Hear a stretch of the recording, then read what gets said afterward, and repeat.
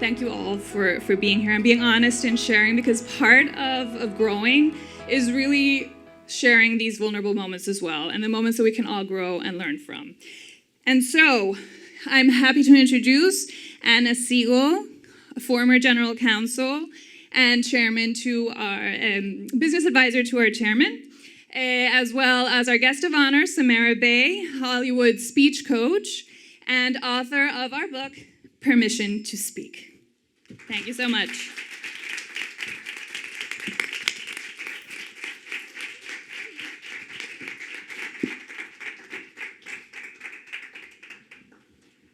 Hello, everyone. It's such a pleasure to be here today. Ooh, that was not a great start. Well, I'm thrilled to be here and introduce, what am I doing wrong? And introduce Samara.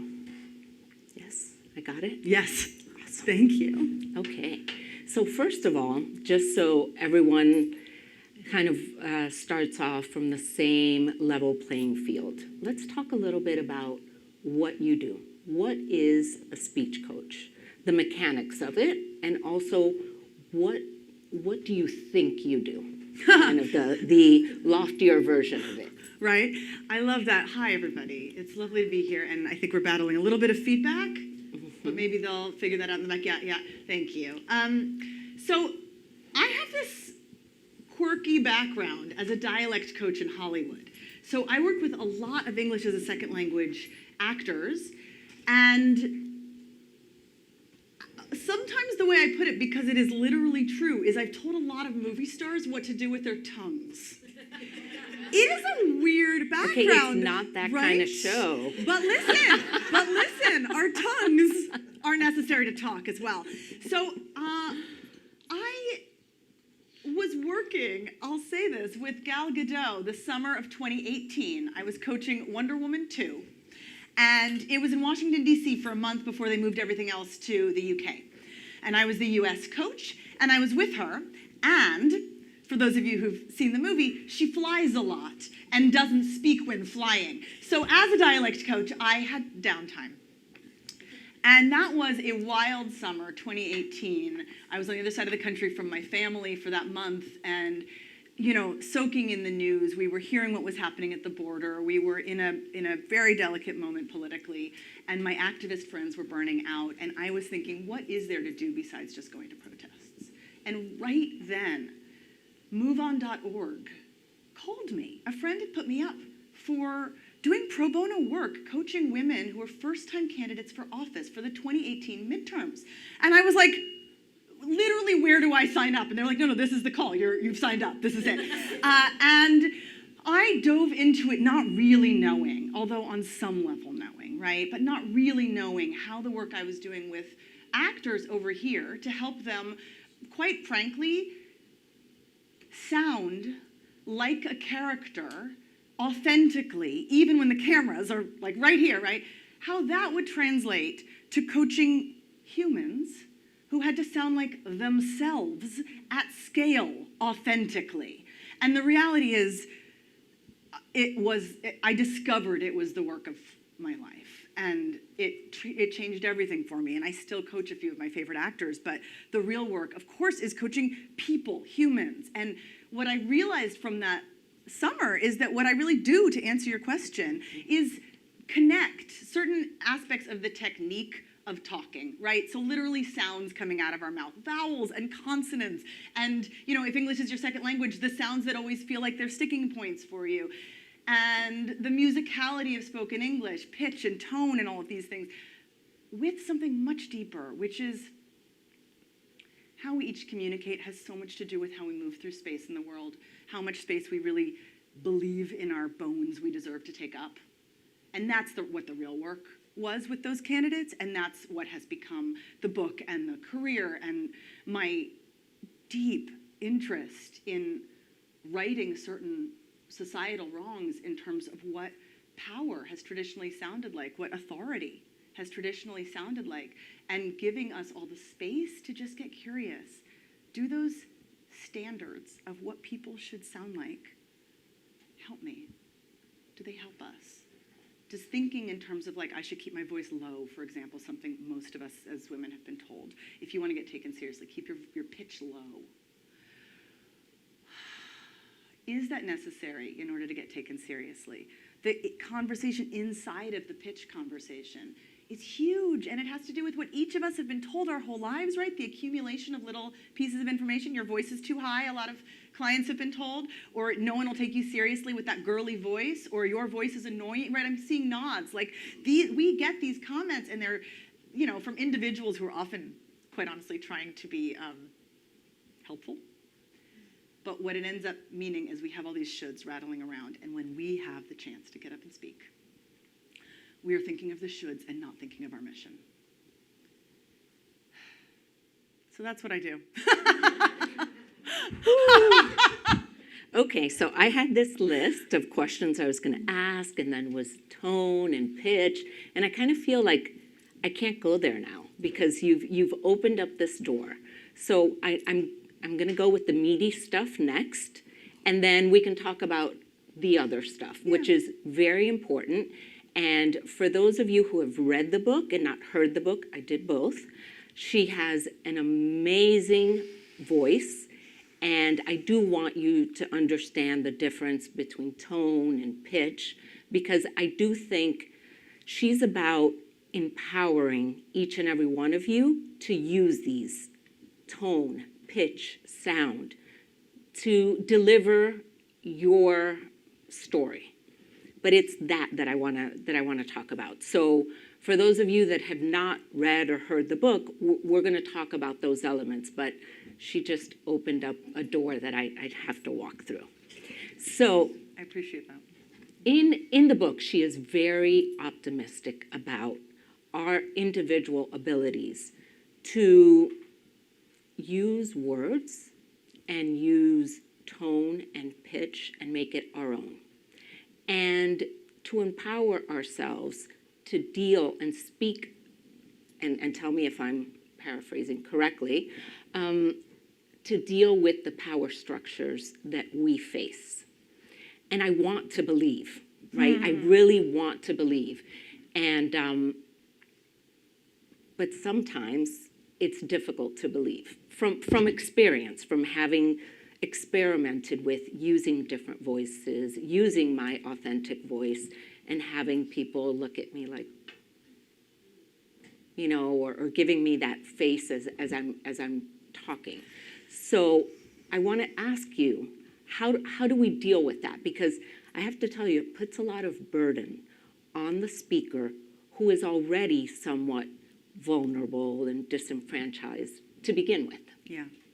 Well, everything you are saying is true, right? And that sense of burden of your authentic self, which we can also discuss what that means, right? We all have various versions of ourselves, and I don't want to suggest that one is real and the rest are fake. I think that's a binary that doesn't serve, actually, our real lived experience. But we know the feeling, many of us know the feeling of being in a space that doesn't feel like it was physically meant for us, like it wasn't built with us in mind, and here we are in it. And we don't sound like the people in charge sound. And do we try to hew to that sound? Do we try to, if you Google, how do I sound more authoritative? The answer is actually pretty clear. So then the question is, do I follow these steps? Do I try to keep my voice low? Do I try to not have any, sense of pitch variation up and down, because then I would seem unhinged, for example? Do I make all these choices to sort of carve off the weird parts of myself, the unique parts of myself, and try to seem as generic as possible? And the reality is, sometimes, for the sake of actual physical or psychological safety, the answer is yes.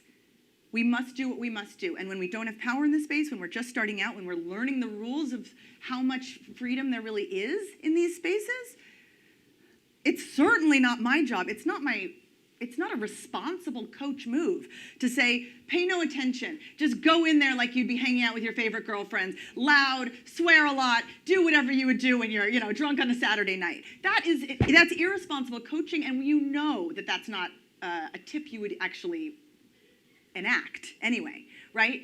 So then the question is, well then, okay, if that's one end of the spectrum, and the other end is showing up as yourself in a moment like this, where you speak and you bring your own sense of inner squirrely into the room, something that feels a little mischievous, a little joyful. If my best friend were in the room, she would recognize me. She'd be like, that is what you're like, a little less sloppy, but that is what you are like, right? If that's that end of the spectrum, then the reality of our lived experience is somewhere in the middle. And the question is less, what does somebody who already has a huge amount of burden to, adhere to this system do? And more, what makes you feel good? So if there is any possibility in these rooms, and think obviously of each of your individual spaces, right? If there's any possibility to bring in a sense of your own, sense of mischief, or your own sense of joy, or your own sense of, something about your culture that actually you have discovered is non-negotiable. And you want to practice that, the more power that you have, and I'm using power really loosely, just the more sense of freedom that you have in a space, then this book is really full of ideas of what that would actually mean in practice. What would it sound like for me to use more pitch variation? Which, by the way, pitch variation is not just like, now I'm using lots of pitch. Pitch variation codes for vulnerability. When we are deciding, I am going to, even in this work space, reveal that I care about something, the thing I'm pitching perhaps, reveal that I actually am invested in it, our pitch will inevitably actually have range. It'll go up sometimes, it'll go down. You're hearing me like literally model it now, right? It's just, I've practiced this a lot. But that is us saying on some psychological nervous system level, I am willing to be seen. I'm willing to be vulnerable. And by vulnerable, I truly mean say what matters to me like it matters to me, rather than saying what matters to me and hiding that it matters. And you know how we vocally hide?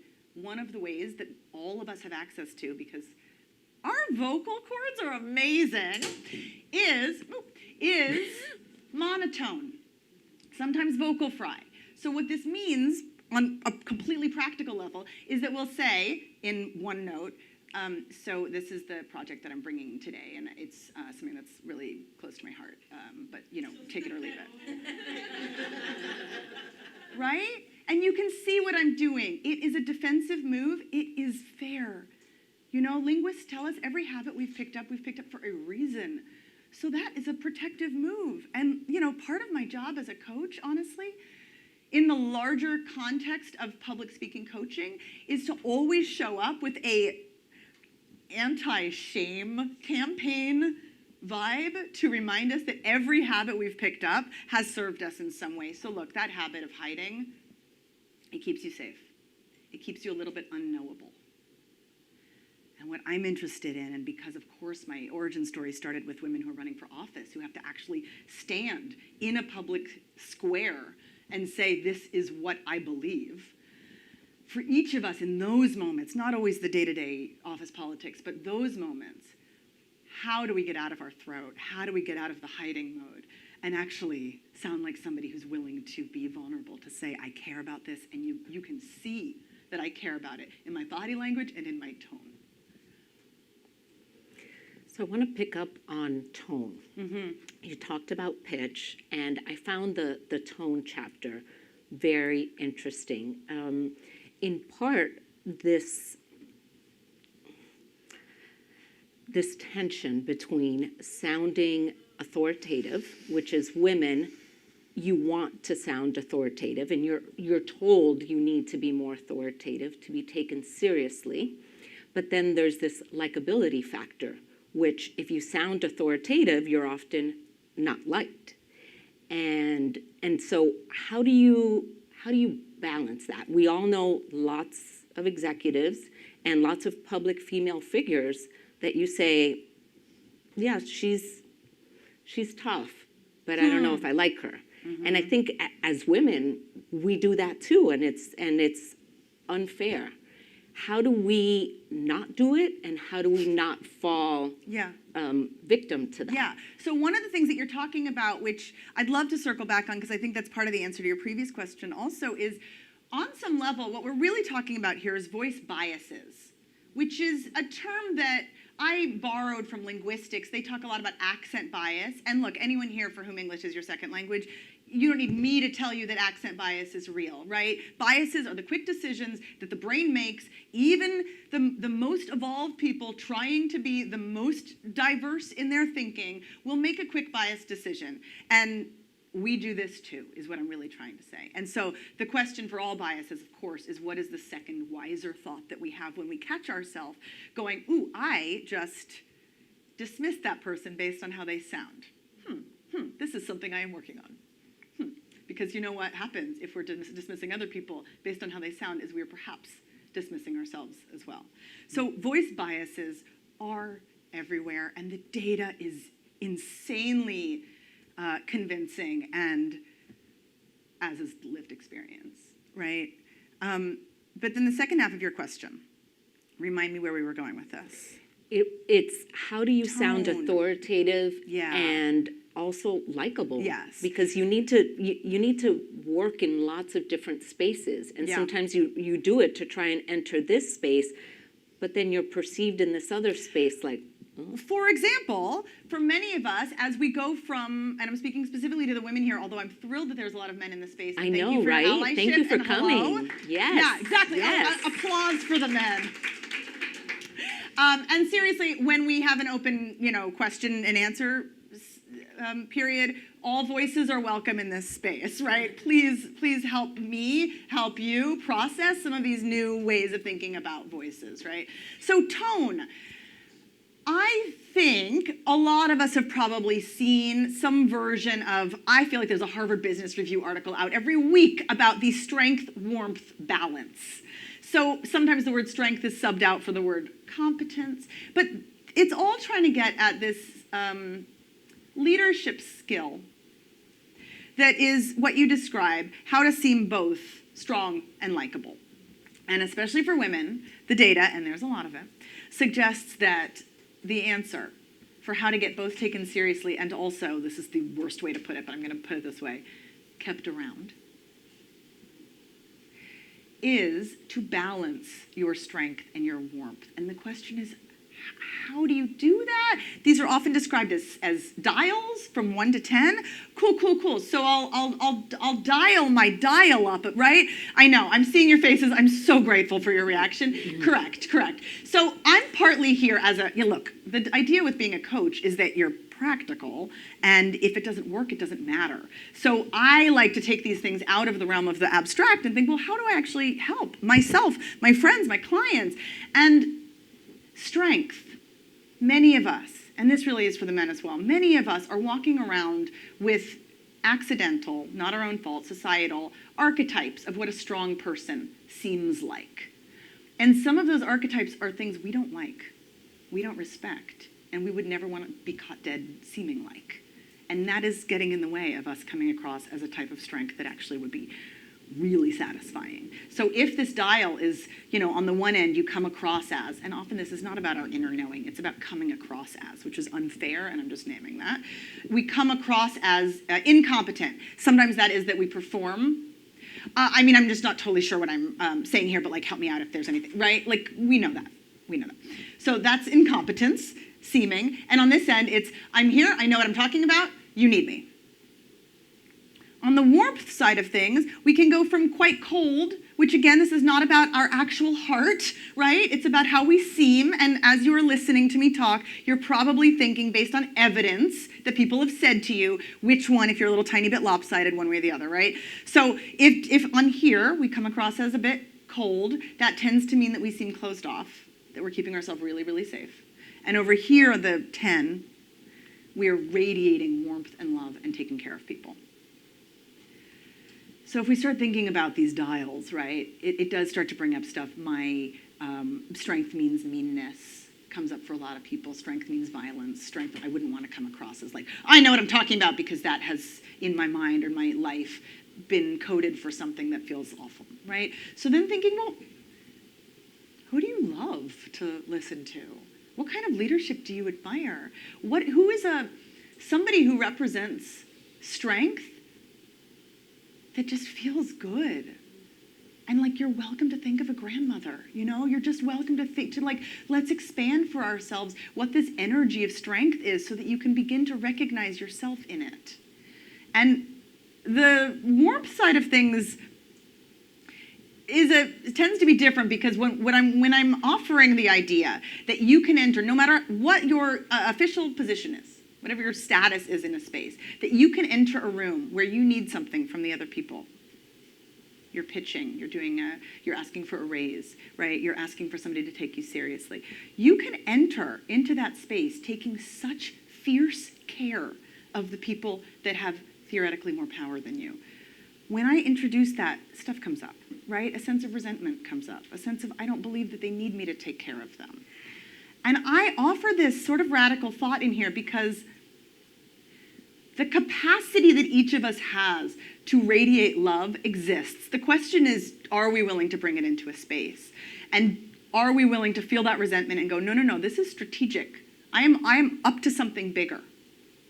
And if we want to come across as strong, all of the data says we must match it with warmth. They don't have to both be a 10, but equal. And what that means, after all of this discussion, right, what that really means is strength for each of you is practicing. And some of you obviously tap into this all the time, so I don't mean to be telling you something you don't need, but thinking about this. Strength is, I've got this. I've got what you need. And for those of us for whom we realize when we say that, I don't know if I totally believe it, right? That's something you can practice over and over. I've got what they need. They need me. Even if you are the least powerful person in that room, I'm there. I'm in that room. They need me. Strength is, I've got this. And warmth is, I've got you. I am willing to take care of you, even if you don't technically deserve it.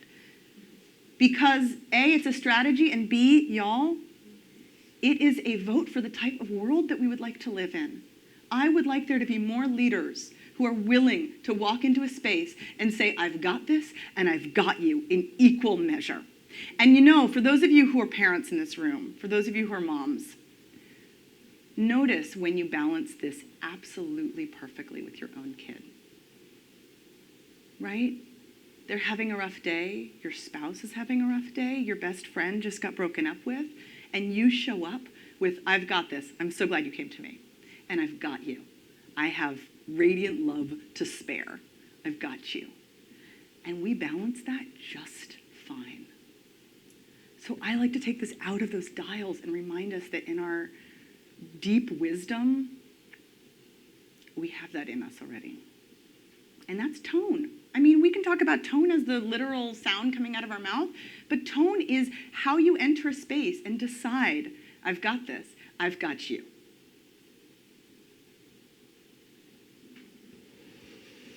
Hope you're taking notes. I was all over that book. I mean, this is, it's called the double bind, right? This idea that it's impossible to combine these. And the reality is it's complicated, right? In different spaces, people trigger us. People are disrespectful in a way that makes it hard to radiate love. And I am a realist, right? Those moments happen and we go, woo, okay. And then we have options.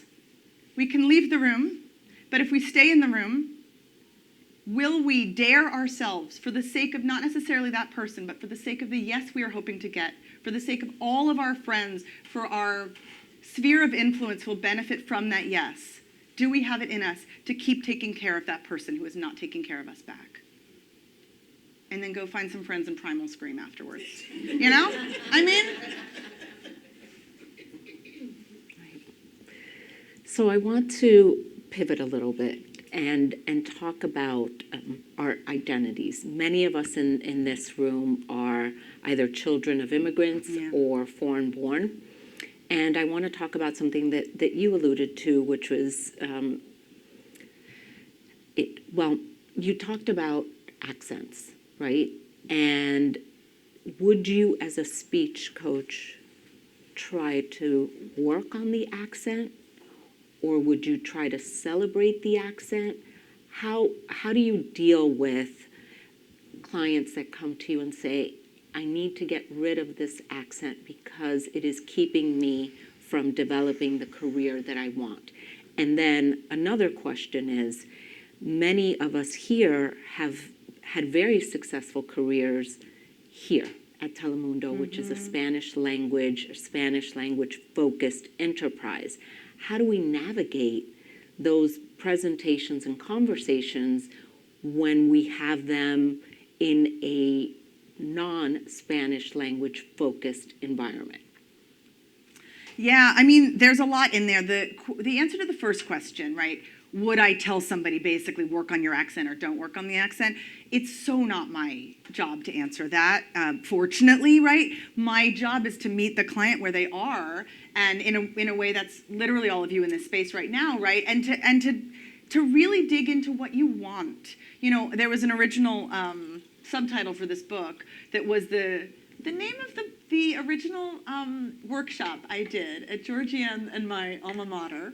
I was asked to speak at a women's conference at Princeton in 2018, right as I was wrapping up working with those women who are running for office, and I had never been asked to speak in public before. As somebody who was stepping into being a public speaking coach, I was like, I should probably say yes to that. And I learned so much in that space, less about me as a public speaking coach, public speaking myself, and more about honestly what was needed, the conversation that was needed in this space. And here's what I'll say. It was called How to Use Your Voice to Get What You Want. And that was also the original subtitle of this book. And it's a cheeky provocation because inside of it is actually, well, what do you want? And if it's to get by in an environment that you didn't grow up in, at all cost, no shame, but that is actually a different assignment than to feel a sense of integrity at the end of every day. And sometimes it's about the feeling, and sometimes it's about the thing, the promotion, the thing. And ideally, we can get both at the same time, but when we can't, in my anti-shame campaign, I'm here to help people with which they want. And what that means in practice is that sometimes we do feel like, as I say, we're negotiating away parts of our identity in order to present or perform to, let's say a manager or a boss. Don't worry, I've got this. I can be the version of me that you need me to be. And sometimes we reach a moment. Honestly, it's the moment a lot of people pick up my book where they're like, okay, I did that for a while. No shame. Done with it. Feeling crappy. Feeling a sense of fury, quite honestly. I think that's underneath a lot of people's sense of frustration around their own voice, and they're not sure who they're mad at. So the practical answer to the dialect, to the accent question, is I've coached a huge amount of people who are coming to me with a real sense of desperation based on their livelihood is on the line, right? I need to figure out, for example, how to do an American TH sound so that I don't hide every time a TH comes out of my mouth and I know that I'm not quite getting it right and no one has ever told me how to do it right because my English language teachers are not the same as an English dialect coach. If that's the case, oh my gosh, let's get into how the T works. Let's empower you by literally just giving you the thing you need so that you can check that off your list and move on.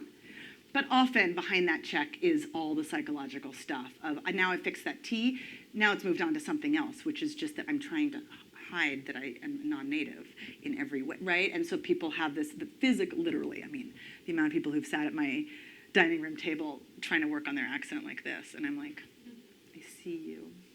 I see you trying to not be seen. And in that case, and in many cases, when English is a second language, and I know this also from visiting foreign countries and trying to speak, other languages myself, there is just fundamentally a question of confidence. And that's such an annoying thing to say because confidence, it doesn't feel good to sort of fake. So I like to help people with a real way in that doesn't feel like I'm puffed up, but rather, I am, for each of you for whom English is your second language, I am English. I am the language. I am the physical embodiment of the language right where I stand. I'm it. And if people are going to communicate with me, they're going to communicate with this person who has all this cultural experience behind me, multiple languages at my disposal, and some confidence stuff, and some TH stuff, and yet I invite myself into the room as the speaker of English that I am in this moment, and I'm allowed to take up space. And it makes a difference.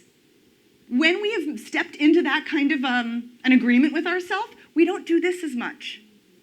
There is something about inviting ourselves into a space that literally wasn't made for us and doesn't always know what to do with us and will sometimes give us a little furrowed brow and say, it's okay. That is the revolution today, right? That is the radical act I am doing simply by not just stepping into the space, but stepping into it like I belong there. Okay. And the reality is, it's hard sometimes, and you don't have to do it. No one is telling you to do it, right? I'm not saying that's what you have to do. I'm saying if you're interested in feeling some shifts, I hope you feel that that's at your disposal, and that honestly, what I learned from that Princeton talk, that first time that I spoke about this subject, was that in this room full of 400 extremely accomplished women, with all different ages and all different industries and all different life experiences, every single person on some level felt all alone when it came to thinking about their voice. Secretly, I can't hack it. And I had my own version of this. I mean, I talk about this in my introduction. I lost my voice in my 20s for months. It was a slow burn, and it was so painful I just stopped talking. And I was in the middle of a graduate acting program. It's an inconvenient time. I don't know what would be a convenient time, but obviously I dropped out of the play, I stopped singing, you know.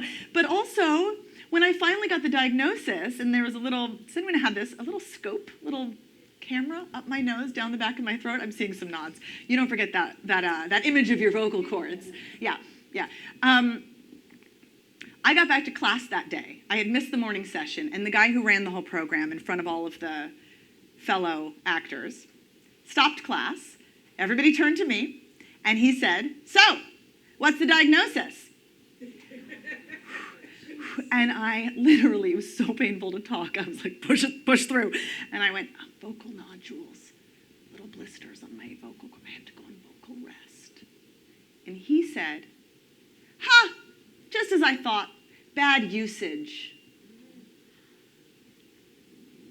I mean, it's not even a phrase that on its own has a lot of weight, right? Who uses that phrase? But obviously, you got it. I got it. He was saying, yeah, you're the victim of an injury here, but you're also the perpetrator.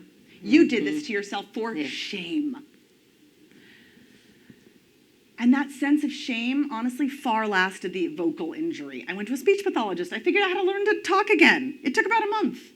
I realized I'd been talking habitually a tiny bit too low. Not even Elizabeth Holmes, right? Just a tiny bit too low. I must have picked it up, and I say this because I learned from that speech pathologist when I was researching for the book. This is a lot of young women. I made the calculation without even knowing it. At some point, I'm assuming in high school, I come across as really warm and smiley and bubbly. I get that. I know how. So what if, I must have thought, I pitch my voice just a tiny bit lower and cut against any perception of naivete? I seem like I'm in on the joke. I seem like I have a little more power. And it worked until it didn't, and I lost my voice entirely. And, you know, obviously I share this story because that feeling of shame that guy just lobbed at me, in a way I wrote this book for 24-year-old me, because I didn't know what to do with that feeling of self-sabotage. And so when I talk about this 400-person room and everybody secretly thinking, I think I'm alone when it comes to my weird relationship to my own voice, I'm like, no, you're not. As an expert who has now worked with literally thousands of people, this is at the level of society. This is not at the level of you. And if you turn to your friends and you say, I am working on having a more loving relationship to my own voice. In fact, you know what? I'm working on having just a neutral relationship to my voice. What if I didn't love my voice, didn't like my voice, but just didn't hate my voice? I bet they'd be like, oh, me too. Thank you for sharing that. So I have a ton of questions still, but I'd like to open it up and see if anyone in the room has any questions. Ooh, I knew that there, I could sense. Oh. Okay, yes. You. Let's wait till we get the microphone. I can There hear we you, go. but for the people at home, the microphone. Hi, my name is Angie. I have experienced what you've been talking about probably my whole life, and became early on aware that the way you talk in you know, in my case, Spanish as a second language, when I can speak Spanish to my folks and when I can understand. But one thing that actually I wanted to comment on is I work with a lot of guys, and you work with them, and especially when I started here, this Hispanic guys, they're not used to working for a female. And so I had to convince them that not only did I have the information and the ability to help them do their job better, but I cared about how they did their job and how, you had to have both of that together. You had to have their back and you had to have the front. And it was like, okay, you guys are on the front line. I'm prepping you. I have my own job. I'm getting you ready. I'm going to make sure that the information that you get is timely and is there so that they knew that it wasn't.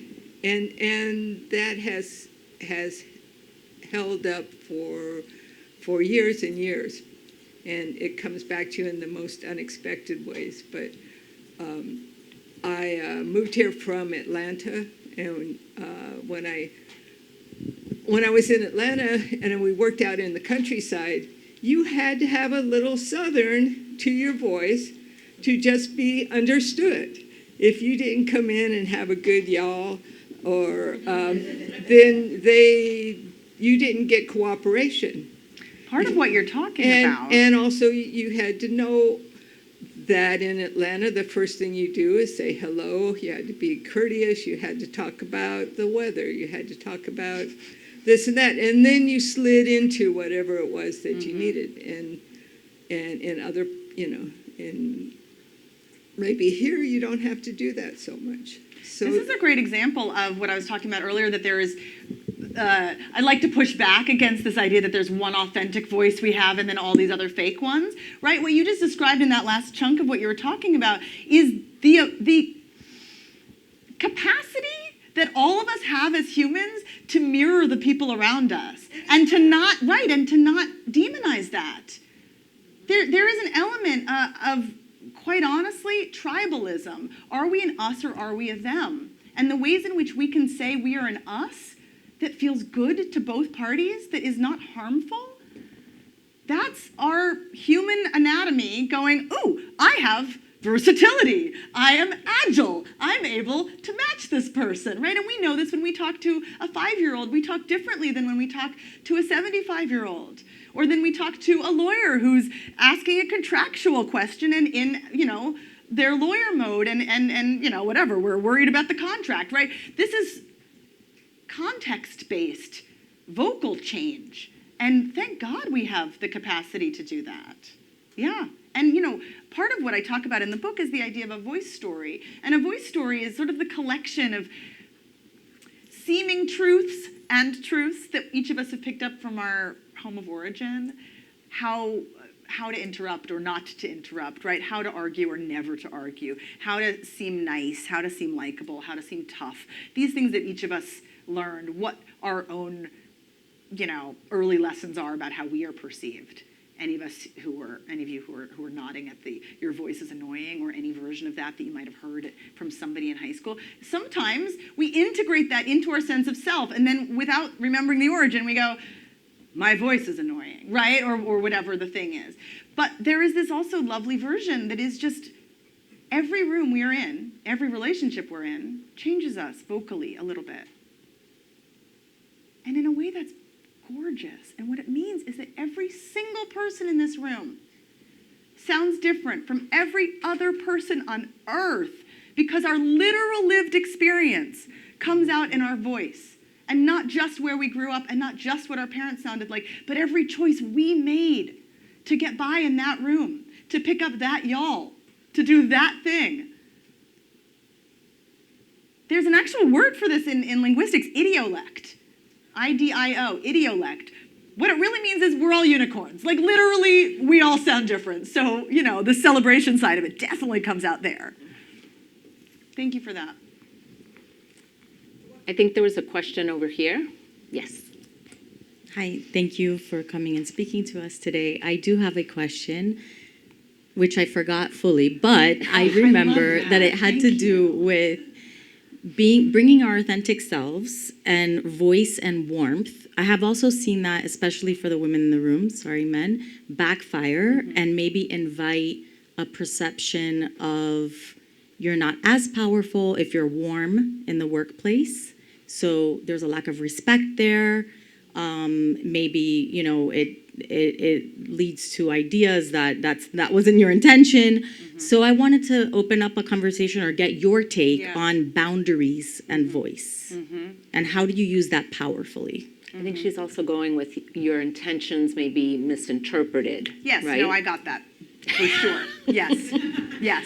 It was I hear clear to you. I hear you. Honestly, well, a boring practical answer first.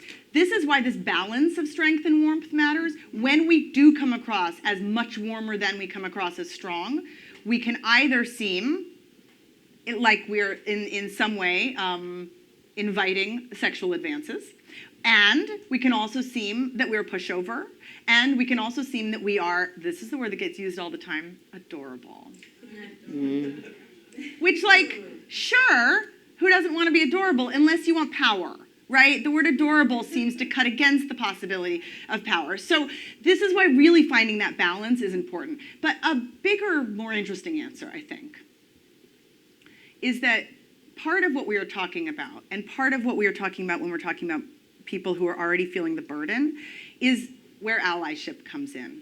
And how each of us can be allies, either as fellow women or as men, right? To introducing this term into the space, the new sound of power. So if the old sound of power is everything that Google will tell you is what authority should sound like, the new sound of power inevitably is far more varied. There is not a short list. But if we start to think about the people whose speeches, let's say, I'm going to go really literal, whose speeches in the last 6 months, through award season, through some political stuff, speeches that you have ever felt the impulse to share.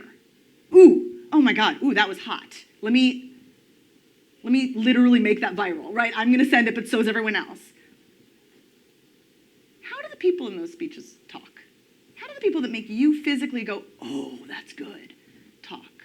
Because I bet they don't follow any of those rules that Google oh so helpfully tells us is necessary if we want to get taken seriously. And that opens up a bigger question and really actually ties together my background in the arts and my interest in helping people in business and politics and leadership, which is if the standard way of talking about leadership training is do this and do this and do this, and if you don't do this, you're going to get laughed at, which is kind of a fear-based approach, but everywhere, it's everywhere, right? Then this sideways way in, this slightly mischievous way in, is to think, well, what makes us trust somebody? When we're watching somebody on a stage, what makes us, on some level, fall in love with them? And the answer is the same as it is for actors, and you do not have to be an actor to do this, but the answer has to do with saying, I am willing to be vulnerable. I am willing to come onto a public stage and make it clear that when I talk about things that matter to me, they matter to me. And that means that something might happen to my voice to sound like I'm emotionally present instead of emotionally hiding. And you guys, if you've been hearing me do that all day, I care about this stuff so deeply. I know it's going to happen, and I've also given myself permission that it helps me be seen. And it does not make me seem weak. And we have so many cultural stories around emotion. You don't need me to tell you that, right? But the stereotypes around emotion do, I have faith, go away a bit when we decide that emotion is necessary for the purpose of what we are talking about. It is not distracting from what we are talking about. It is part of the literal unit of the message. Part of the unit is the words. Part of the unit is the emotional content that goes with the words. And if we are only willing to share the words, okay, we're not safe. That's not the room where the revolution's going to happen, as I like to say. That is what it is. We make a choice in the moment, okay.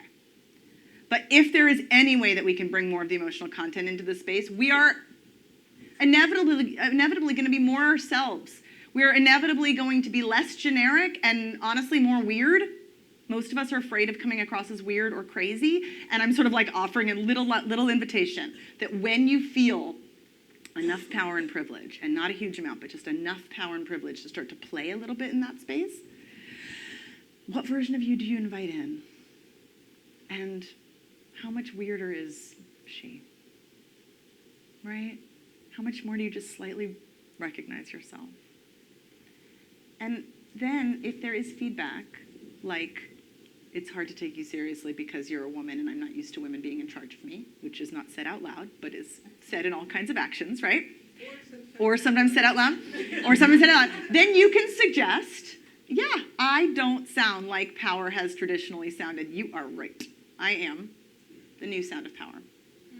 And then you can say, if you're really feeling it, there's this thing called voice biases. They're so interesting. All of us have voice biases. I think what might be at play here is some voice bias. I mean, like, take a breath for how scary that feels, you know? Say that again? You know, you asked earlier about optimism, and it's not nothing to show up optimistic in this conversation, right? The world is a mess, and I am full of heartbreak, and I think probably all of us are. And I am optimistic for this reason. The future doesn't just happen, we happen it. We get to make these decisions about tiny ways that we show up differently and that we encourage our friends to. You know, our hype text threads. I like to say, especially with lawyers around me, none of us have standing to give each other permission, so let's just do it anyway. Did you know you have permission? You have so much permission today, and then your friend is like, oh my God, okay, you know. And maybe that slightly affects how we enter that space. And actually, by the way, looking at Georgianne, I'm reminded that practical tips, we were talking about this. Here's a tiny little thing to do in the 2 minutes before you're about to speak. First of all, that hype thread with your friends is not nothing. Like, truly, that is where the revolution happens. I mean, that is it. But secondly, bring to mind, first of all, let me back up. Breathe a little bit. Do a little wiggle. I like to say playfully, don't forget you have hips. You know, just find a private space, even if it's a bathroom stall, and just wiggle out your hips and go, oh yeah, I have a body. It's all of a single piece, actually. My breath fuels my thoughts fuel my breath. Like, oh wait, I am a single system. So a little bit of wiggle, a little bit of inviting play in, no matter how serious the situation is, right? And second, bring to mind a memory of a time that somebody that you admire really saw you. It can be tiny. A hug, eye contact, an email, that line that you always forget, but like that one time that someone said that thing and you were like, oh, they get me. Bring that memory to mind and breathe it in with your whole body so that your body has the chance to, like, perhaps viscerally re-experience it. And know that that is what psychologists literally call priming yourself for power. And it changes our nervous system. And priming yourself for the opposite, we have a lot of experience doing, right? We can worst case scenario our way into anything. And you know, an MRI scan will literally show you that your brain is doing something different based on what you're priming yourself for. So priming yourself for power. Start to keep track of a few of those little hits. I have a few of them, and I do not go on stage without giving myself like 20 seconds to just remember that time that person said that thing and how it made me feel, and breathe it in. I mean, there's so many tips and tricks, but sometimes it's as simple as that. So I want to One question online from Elizabeth Suarez. What advice would you give your younger self at the start of your career?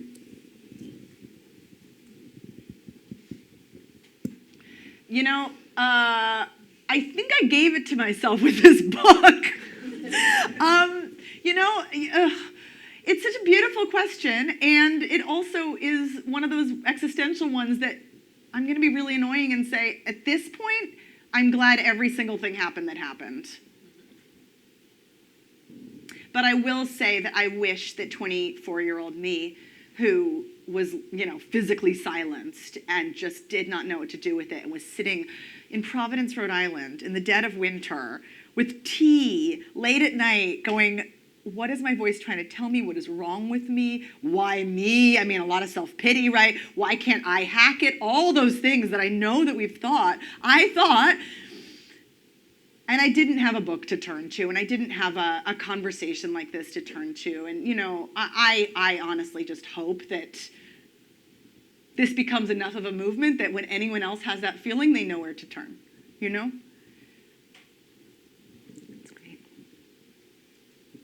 Hi. Hi. Thanks again. This has been a fantastic conversation, so I really appreciate it.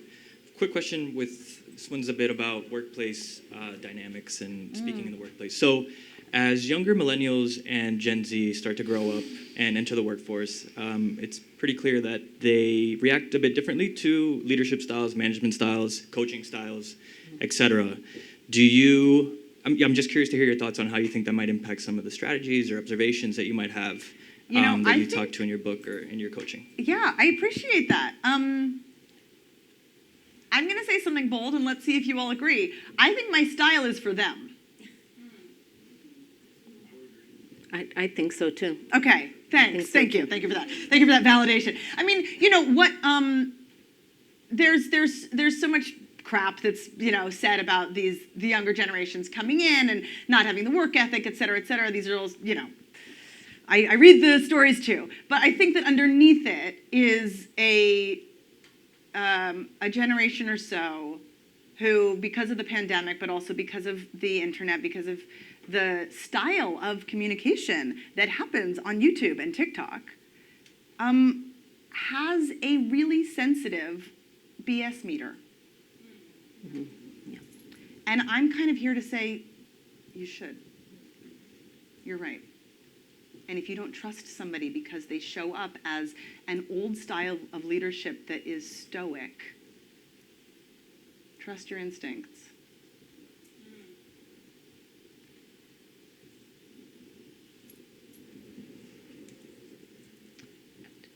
I have 2 more questions, I think. Do we have Is time? that 2 minutes or 2 questions? 2 minutes. 5 minutes. Okay. So- Okay, so my Yes. follow-up question to your preparation for a presentation Yeah. is, you have the stage, eyes are looking at you, and you lose the audience because you were talking about you are delivering for the audience and caring for the audience. And I get that, and that's part of the optimism, right? But what about when the audience isn't Yeah. as receptive as you'd like it to be? Yeah. What can you do, practical tips, to get them back and to regain your confidence mid-process? Okay. So there's 2 things possibly going on here. One is you've actually lost them, and the other is you feel like you've lost them. So I'll just say this. I was just in the UK. There is a stylistic difference in audience between, let's say, them and this room.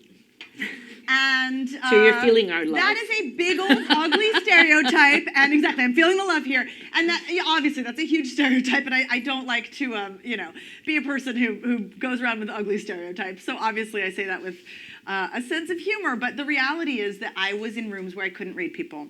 And I've written about that in the book, and then here I was experiencing it literally 5 days ago. And then there was this moment afterwards when people got in line to have their book signed, and privately were just saying the most beautiful things to me, both about my own work and also about how deeply this was affecting them. And I thought, sometimes the outsides don't match the insides, and it's not my job to be guessing what's happening on the inside. So that is sometimes. And then the other time is you really have lost them. And I'm not here to invalidate the reality of that lived experience, right? So what do we do when we really have lost them? Either because they're bored or because they have judgments. I think the reality is different for different spaces, but I'm just going to be bold and offer something. Ask them. This is the scariest thing to do until you actually do it. So you've actually seen me model this for you. I have said repeatedly things like, does that make sense? And not in that way where linguists joke that women, ask that at the end of a question and it's a fake question. It's not real. It's just projecting that they're not sure what they're talking about, right? No, I asked it because it's an actual question. Does that make sense? Because you know what? We all have words, and we're all just trying to connect them in a string together to make a thought. And if that one didn't work, I have other words. I can try them out, There's this sense that we all have that there's like a perfect way to say something and everything else is the less good way. And I'm like, the beauty, the mess, but the beauty of human conversation is that our lived experience, our actual physical experiences, the memories we have, which is our past, our feelings, which is what's happening for us in the moment, and our hopes and dreams for the future do not exist pre-programmed with words. So here we go, our past, our present, and our future. We have the opportunity in front of other people when the moment arises and somebody asks, a question, we go, okay, I'm going to find some words in the moment, string them together, feel out, yeah, this feels pretty accurate. Let me hand this to you. Did that group of words work? And this is not how we are taught that conversation happens or that, even that speech making happens. And of course, there's more formal stuff where you've written it all out ahead of time. But sometimes there is this sort of moment where we actually have to acknowledge that I quoted a friend in the book saying, struggling in plain sight to figure out what words could possibly articulate what you're trying to say. You all are nodding, right? It's talk about the new sound of power and that gentleman's question, the millennial, the young millennial, it's not even millennial, let's be honest, the younger people, what they love. That is honesty. That's like, let me figure out how I feel in the moment and not come with an extremely polished answer that sounds like a not human. That didn't entirely answer the question. Do you remember the question? No, it was about how to. No, I'm just trying to be honest. There was a. There was something there. There was something else I wanted to say that was more practical. The question was about losing the audience and what do you do? What's some practical tips? She did it. Thank you. Yeah. So listen, you can say to your audience. The really dramatic version, if you want to really work your bravery muscle, is to say, I feel like I lost you. What are you thinking? Because you know what is deeply powerful? Naming what is true in a space. You know what breaks connection? Not naming what is true in a space. Right? If there's a loud sound in the back of the room and I don't acknowledge it, all of us are thinking, is she real? As soon as I go, oh, is everybody okay? Okay. Okay, but we're back to living in the same shared reality. Right? So by just naming it, I feel like I can't, or even I can't quite read you. Does somebody want to talk about what they're thinking right now and then I can respond directly? Oh my God, you guys. Then we've just said the true thing and we will get literal new intel that will help us with what to do next. And then, the reality is when we open it up to questions, we might get one that we don't want. And that is the gamble. But I would like to suggest that we can handle more than we think we can. Okay. So unless anybody else has a question, I was going to end with one. Mm-hmm. Stephanie, anything? Okay.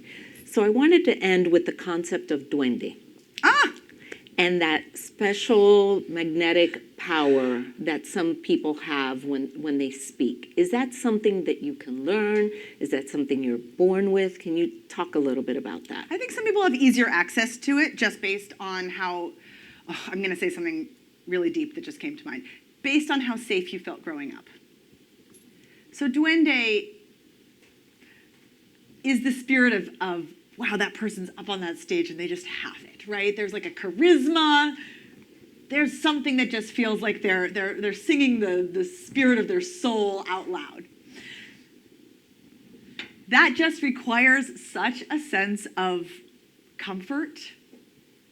And some of us grew up feeling comfortable enough that we could sort of practice that on a daily basis, and some of us did not.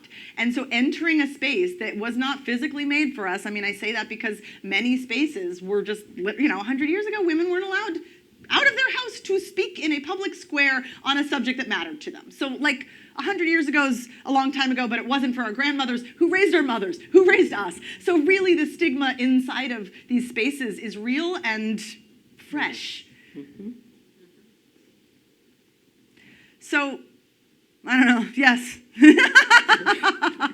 Yes, you can learn it, or yes, you can. Yes. What if you don't have it? What if, because many of us didn't grow up. I mean, we've talked about it, right?